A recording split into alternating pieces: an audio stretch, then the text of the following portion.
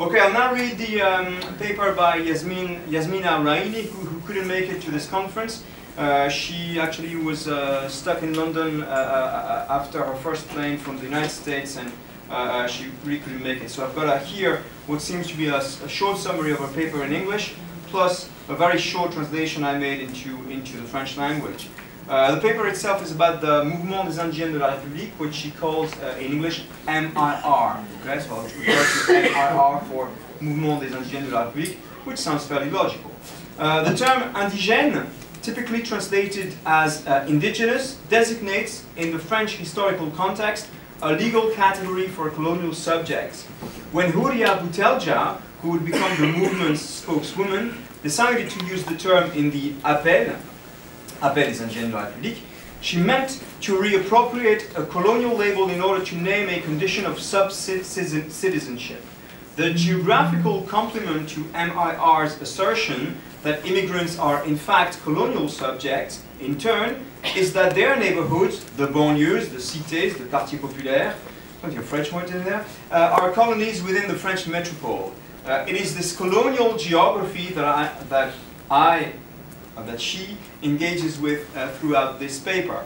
As Bernot has shown in 2009, reactions to MIR in the French media and academy have been overwhelmingly hostile and dismissive.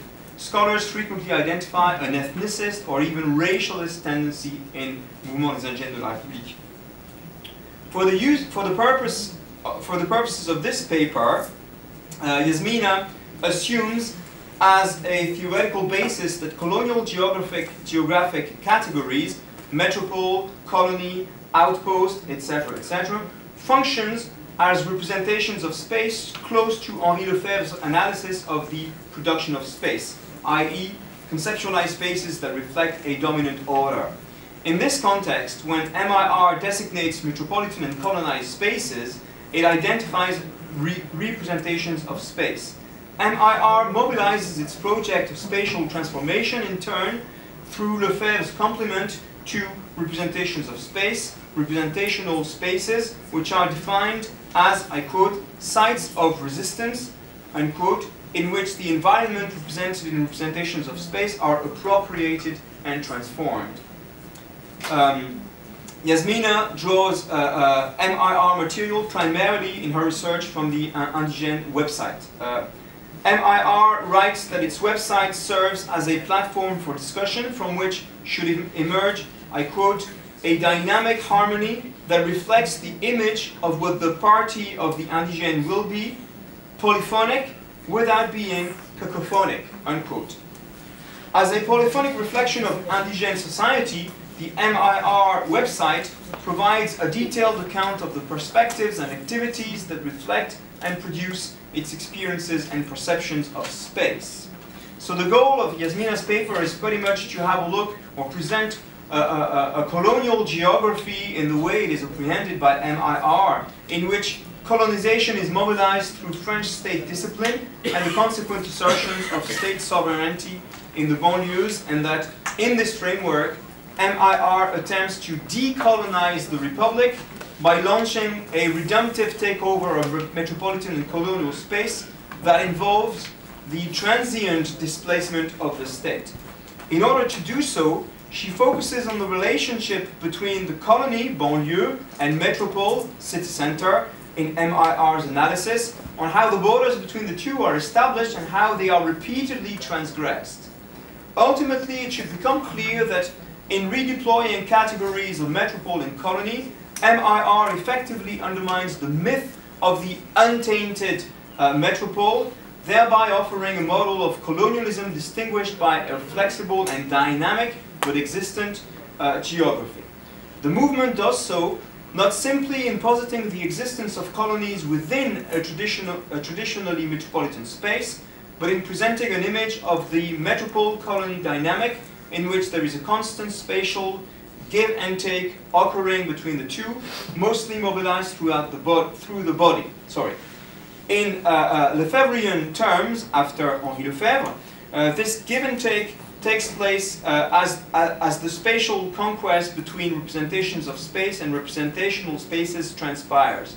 as the colonial police attempt to reinstate state supremacy in the colony, i.e. as a state representation of space works to assert itself, and as MIR creates representational space in the metropole, in city centers and other Republican spaces. So then she had a look at the different marches being organized in the metropole by MIR. During MIR's 2009 demonstration, participants marched behind a banner that read, "If we are here, it is only because you were over there." And it's a kind of slogan that's been, that's another footnote, it's the kind of slogan that was heard in Britain in the 1960s and 70s by quite a few ethnic minorities, mostly black. In this way, the march plays on the metropolitanism and republicanness of the space that it occupies and transforms by underscoring the here. In fact, in introducing the march by activating common French conceptions of here and there, MIR effectively stages the demonstration as a takeover, as the advent of the there to the here. A video of the 2009 demonstration shows marchers, for instance, singing the Algerian anthem and carrying portraits of Frantz Fanon, Muhammad Ali, and Mandela as Palestinian, Comorian, and Algerian flags fly overhead. They thereby rebaptize the space as indigenous and therefore modal. Similarly, during a May 2012 action, MIR members posted new street signs throughout Paris, renaming streets after Malcolm X, Cairo's Tahrir Square, and victims of French police brutality. These actions, referred to by MIR as baptisms, represent a concrete example of this type of spatial redemption.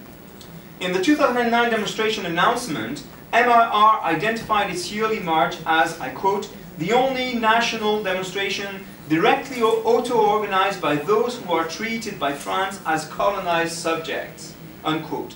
As MI5, sorry. As MIR walks down the streets of Paris, creating an autonomous zone of solidarity and interest, they claim that space as indigenous and therefore open, thus realizing Houria Bouteldia's absolute space. The absolute space is a reference to a comment made by Bouteldia in a part of the article that I haven't read. Notably, MIR claims a space from which they are excluded. In this sense, the march in the metropole is significant as an assertion of mobility. It is worth noting that the 2009 video starts with a group of MIR members boarding a train to Paris. The trip to the center is thus a constitutive part of the demonstration. Moreover, because it mobilizes such a mass of bodies that by virtue of their sheer number resist the isolation required for arrest, the demonstration effectively renders the zone de non-droit, which is generally one phrase that is mobilized to refer to the banlieue, zone de non-droit. So they render the zone de non-droit around the body of the indigène defensible. In this sense, it makes it an autonomous grouping of such bodies, and the protest acts as a defensible and mobile zone de non-droit.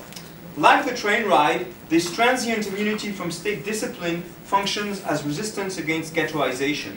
Crucially, it also reflects the relationship between the space in question and the state. In his analysis of the protest of the 17th of October 1961, when approximately 30,000 Algerian migrants took to the streets of Paris in support of the FLN, only to be met with extreme police violence that claimed approximately 200 lives, Mr. Barkat argues, one of the key members of the MIR, argues that such peaceful groupings of indigène bodies effectively create spaces beyond state jurisdiction. He argues that such a grouping of bodies is based on a fundamental equality between people that radically transforms the indigène body, exploding the colonial conceptual framework.